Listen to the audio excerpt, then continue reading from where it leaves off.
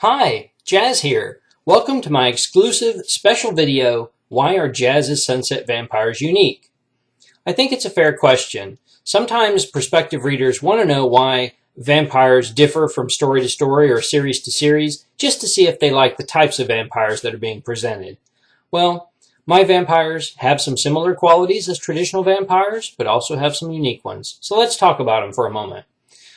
Before I get into that, I should specify a lot of this material is presented in the Sunset Vampire series as you read it. So many things are coming to you up front, which means they're spoilery. So spoilers warned, let's go. My vampires are living beings. They're not the reanimated undead corpses like the Bela Lugosi vampire from Dracula. They're the result of a human being transforming into vampires, or into a vampire, via a cellular transformation. All right, it happens over a short period of time, and mutagenic properties transform the human body into the vampire being. Now, these vampire cells, they reproduce in near perfect form, so there's no entropy like with human bodies. That allows them to live very long periods of time, essentially in perpetuity, though I wouldn't refer to them as immortal. Immortal implies that they can't be damaged or killed or harmed. My vampires can definitely be killed. They can be wounded or harmed through many means that you normally would a human person. It's just that it takes a great deal more damage for them to die or to be essentially mortally wounded. Again, their bodies reproduce, their cells reproduce at an alarming rate. So healing is a very quick process compared to a human. That allows them to maintain their bodies, incidentally, in the form that they were in when they were transformed. Think of it this way. If a 23 or 24-year-old person were to suddenly become a vampire or be transformed into one, their cells would maintain their bodies in the same state they were in during the transformation. So they would essentially be 23, 24 years in appearance or body-like appearance for a long, long time. They do have retractable fangs, and they do live on blood, preferably human. That's their favorite blood.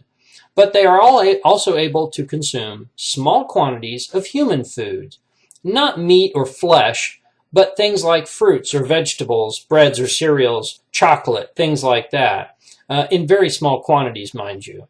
It doesn't provide their bodies with a great deal of nutritional value because their cells, when they transform their bodies, there are certain functions that don't operate the same way as humans.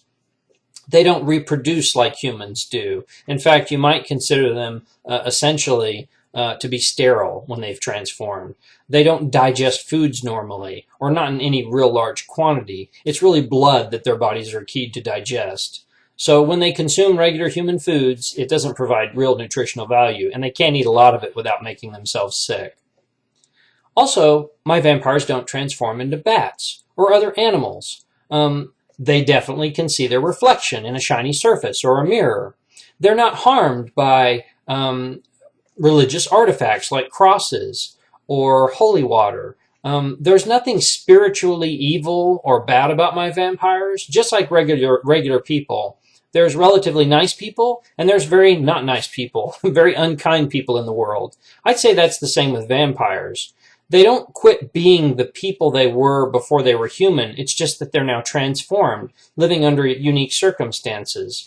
And of course, their bodies are far more hardier and robust than they were as humans. They have great physical strength, increased stamina, high agility or speed, far superior to what they were as humans. Again, that's from the cellular transformation that their bodies have undergone. So their muscles, their tissues are more hardier, more robust. They operate at a higher level. Well, I hope that's helped you to understand a little bit about my vampires, and I hope that's intrigued you enough to want to read my first novel, Sunrise at Sunset, Revamped. It's the second edition of the book, hence the revamped.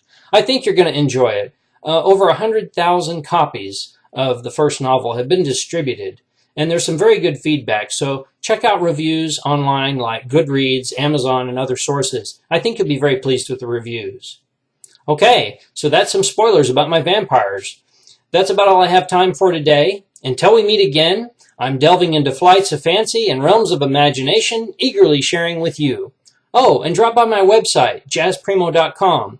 Not only will you find out more about my novels, there are purchase links, you can also see my blog, and sign up for my very occasional newsletter, which I promise not to spam you with. You only get a newsletter when something important or worthy of knowing comes around, maybe a novel release or special offers. You won't hear from me real often, but just when you need to, okay?